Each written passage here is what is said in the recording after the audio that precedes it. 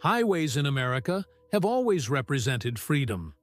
They stretch across the country, connecting cities, towns, and states. People take long road trips on them, truck drivers move goods from place to place, and hitchhikers once used them to travel cheaply by getting rides from strangers. For many people, the open road symbolized independence and opportunity. But in the late 1970s through the early 1990s, highways in the United States also became symbols of fear. This was because several serial killers used highways as their hunting grounds. They picked up victims on the road, murdered them, and often dumped their bodies near freeways. These terrible crimes made people afraid of traveling long distances, afraid of hitchhiking, and even afraid of strangers. The fear did not come from one single killer, but from several different criminals who happened to operate in similar ways during roughly the same time period. In California, 3 different men, William Bonin, Patrick Kearney, and Randy Kraft, were all called the Freeway Killer by the press, even though they were not working together. Each one preyed on young men and left their bodies along highways. Later, in Florida, a woman named Aileen Wuornos also became famous as a highway killer. She was unusual because female serial killers are rare, and she targeted men she met along the road. Together, these killers created an atmosphere of terror that changed how Americans thought about travel and safety. William Bonin was perhaps the most infamous of the so-called Freeway Killers. He committed his crimes between 1979 and 1980 in Southern California. Bonin had once been a truck driver and had also served in the Vietnam War.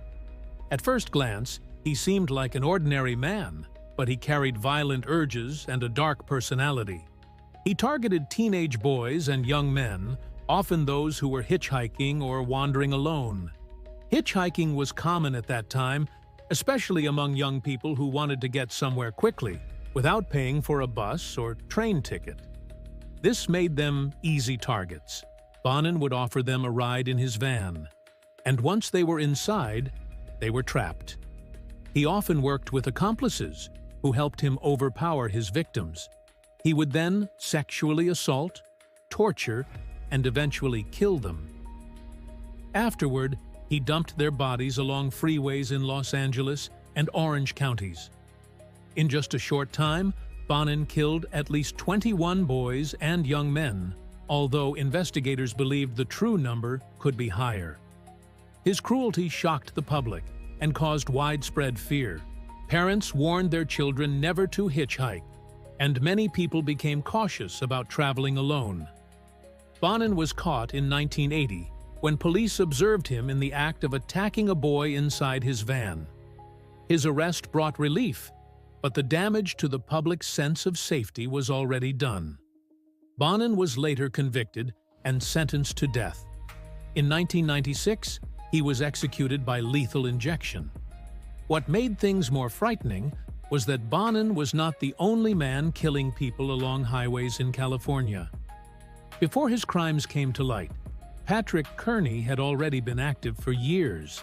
Kearney lived a quiet life as an engineer and did not look dangerous, which made his secret life even more disturbing. Starting in the 1960s, he killed young men, some of whom he picked up while they were hitchhiking or visiting gay bars.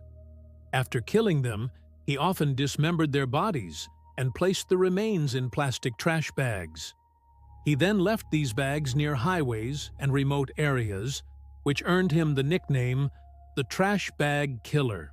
Kearney eventually confessed to killing at least 28 people, although the number might have been closer to 40. He was arrested in 1977 and shocked investigators with his detailed descriptions of the murders. Unlike Bonin, who sometimes worked with partners, Kearney usually acted alone. His habit of leaving body parts in trash bags along highways made the public terrified of what could be hiding on the side of the road. Because many of his victims were discovered near highways, some people also linked him to the Freeway Killer name, even though he was a different person entirely. Around the same time, Yet another killer was operating in California. Randy Kraft was active in the 1970s and early 1980s. Like Bonin and Kearney, Kraft targeted young men, many of them hitchhikers, Marines, or men leaving bars. He would drug them, assault them, and then murder them. Their bodies were often left near highways, freeways, or remote roads. Kraft was clever and more organized than some other killers. He kept a coded list of his victims, which police later discovered. Some of the names in the list were nicknames or clues about the circumstances of their deaths. Kraft was finally arrested in 1983 when police stopped him for a traffic violation and discovered a dead man in his car. Investigators later linked him to at least 16 murders, but they suspected the number might be as high as 67. He was sentenced to death and remains on death row in California. Because he too left bodies near highways, he became grouped together with Bonin and Kearney under the same frightening label, the Freeway Killer. The fact that three different men in the same state, during the same era, used similar methods only made the fear worse. The public did not know how many killers were out there or when they might strike again. While California dealt with its freeway killers, a very different case unfolded in Florida. Aileen Wuornos was unlike the others because she was a woman, and female serial killers are extremely rare. She also targeted men instead of women or children, which was unusual for such crimes. Wuornos had lived a hard life filled with abuse, abandonment, and poverty. By the late 1980s, she was surviving by working as a sex worker along Florida's highways. Between 1989 and 1990, Wuornos shot and killed 7 men. She usually met them when they picked her up on the highway, planning to pay her for sex.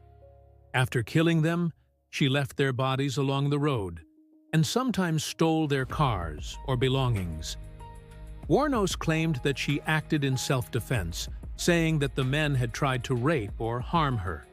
The courts, however, believed she was a cold-blooded killer who used her situation to lure victims. Her story captured national attention because she did not fit the typical image of a serial killer. She was arrested in 1990, convicted, and sentenced to death. In 2002, she was executed in Florida. Her life and crimes later inspired the film Monster in 2003, which won actress Charlize Theron an Academy Award for portraying her. The highways played an important role in all of these cases. Unlike neighborhoods, where people might notice suspicious behavior, highways are isolated and anonymous. People come and go without leaving much trace. Hitchhiking was especially dangerous because it placed strangers together in cars without any protection. In the 1960s and 1970s, hitchhiking had been popular and even romanticized, but the freeway killers destroyed that image. They showed how easy it was for predators to take advantage of people who were alone and vulnerable on the road. The media also shaped public fear. Because several killers operated in California at the same time, newspapers and television often mixed up their crimes. They used the label Freeway Killer loosely, which made it seem like one unstoppable murderer was on the loose, when in fact there were 3. This confusion deepened the panic. People became more cautious, and signs warning against hitchhiking appeared in many areas. Parents who had once accepted hitchhiking as normal now begged their children never to do it. Truckers also became wary of picking up strangers, fearing they could be victims or even blamed for crimes. The legacy of these highway killers has lasted far beyond the years they were active. Hitchhiking, which was once common, nearly disappeared in the United States after the 1980s. It became associated with danger, murder, and risk. Police departments also learned to cooperate more closely across county and state lines, since many of these crimes crossed different jurisdictions. The cases showed how important it was to share information quickly when bodies were discovered in multiple areas. Even today, the stories of Bonin, Kearney, Kraft, and Wuornos remain part of American culture. They appear in documentaries, books, and podcasts. Aileen Wuornos, in particular, continues to be studied because she was such an unusual case of a female serial killer. The idea of highways as both places of freedom and of fear has stayed in the imagination of the public. While the open road still excites travelers, it also carries the memory of those years when killers hunted along the freeways. From the 1970s to the 1990s, these cases changed the way Americans thought about travel. The open highway, once a symbol of adventure, became a place of caution. The freeway killers in California and the highway murders in Florida forced people to face the reality that danger could be hiding in the most ordinary places. These killers have long since been caught and punished, but the fear they created remains an important part of America's history.